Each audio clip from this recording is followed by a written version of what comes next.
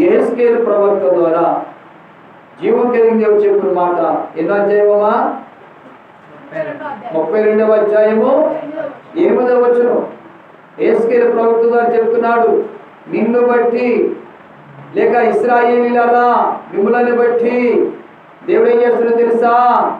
ఆకాశంలో ప్రకాశిస్తున్నటువంటి జ్యోతులు, శివుడే కావచ్చు, చంద్రుడే కావచ్చు, నక్షత్రాలే కావచ్చు, ఈ జ్యోతులను ఏం చేస్తున్నాడు?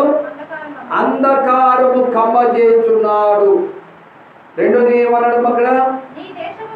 నీ దేశము మీద గాఢాంధకారం వ్యాపింపజేసేదని. మాట జీవం కలిగిన దేవుడు అంటున్నాడు.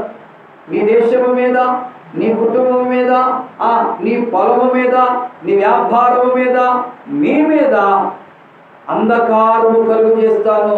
ఎందుకంటే నీ అవిధేయతలు అలాగున్నాయి, నీ పొరపాట్లు అలాగున్నాయి, నీ తప్పిదాలు అలాగున్నాయి, నీ యొక్క మరి పాప సంబంధమైన జీవితం అలాగుంది కనుక. నోవాహు మీద కలుగు చేశాడా? నోవాహు కీడొచ్చిందా? నోవాహు కుటుంబానికి కీడు కలిగిందా? కలగలేదు. కారణం నోవాహు భార్య, నోవాహు కుటుంబంతో కూడా దేవుని మాటకు లోబడి దేవుడు చెప్పినట్టు చేశారు కనుకని వారు ఆ జల ప్రళయంలో సురక్షితంగా ఉన్నారు, క్షేమంగా ఉన్నారు, సమృద్ధిని అనుభవించారు. ఈ రాత్రి నిన్ను నీవు ప్రశ్నించుకోవాలి, నన్ను నేను ప్రశ్నించుకోవాలి. యెజెబెల్ అనే ఒక ఆమె ఉందండి. ఇశ్రాయేలీయులను పరిపాలించవలసిన అహాబు రాజు యెజెబెలుకు పెత్తనం ఇచ్చాడు. యెజెబెల్ అధికారం తీసుకుంది. యెజెబెల్ ఇష్టానుసారంగా దేవునికి ఇష్టము కాని పనులు చేయటం ద్వారా ఆ యెజెబెలుని బట్టి ఇశ్రాయేలీయులకు అందరికీ కీడు కలిగిందండి. ఇజ్రాయెల్ రాజ్యానికే నష్టము కలిగిందండి. ఎవరు బట్టి? యెజెబెలును బట్టి. ఏం చేసింది యెజెబెలు? దైవ సేవకుడి మీద తిరుగుబాటు చేసింది. ప్రార్థనా పడినటువంటి ఏలియా మీద తిరుగుబాటు చేసింది. ఏలియా మీద రకరకాలుగా ఎవడి దూషణ మాటలు మాట్లాడింది. ఏలియా ఎవరు? ప్రార్థనా పరుడు, ఏలియా భక్తి పరుడు, ఏలియా దేవునికి లోబడిన వాడు, ఏలియా దేవుని శ్వాసం ఇచ్చినటువంటి వాడు. అలాంటి ఏలియా మీద రకరకాలుగా బురద చల్లి సంపాదన చూసింది. అలాంటి కుట్ర కలిగి, కక్ష కలిగి, ద్వేషం కలిగినటువంటి యెజెబెలును బట్టి ఇశ్రాయేలీయులను కూడా లోకానుసారంగా తిప్పేసింది.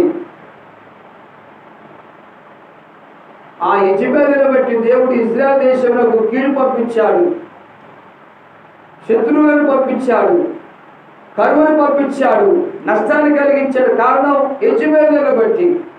ఈ రాత్రి నిన్ను నీవు ప్రశ్నించుకొని, నన్ను బట్టి నా కుటుంబానికి కీడు రాకూడదు, నన్ను బట్టి నా ఇంటికి చీకటి రాకూడదు, నన్ను బట్టి నా ఇంటికి శోధన రాకూడదని తెలుసుకొని మనసు మార్చుకుంటావా?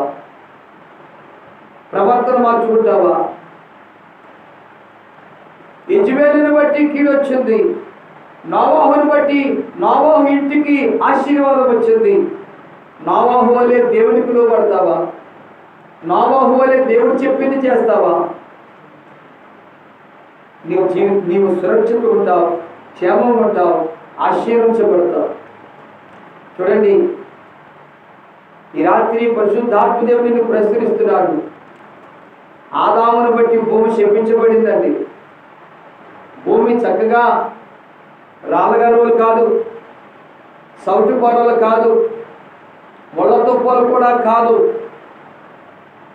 కానీ ఆదామును బట్టి ఈ మంచి నేల రాళ్ళగరువులుగా మార్చబడింది, సౌటి పొరగా మార్చబడింది, ముళ్ళ తుప్పలుగా మార్చబడింది. నేనేమంటానంటే, నిన్ను బట్టి నీ ఇంటికి కీడు వస్తుందేమో.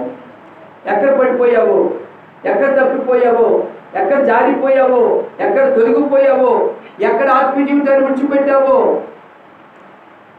ఎక్కడ ప్రార్థన జీవితాన్ని కోల్పోయావో, మాటలోనా, చూపులోనా, ప్రవర్తనలోనా, క్రియలలోనా తప్పిపోయావేమో.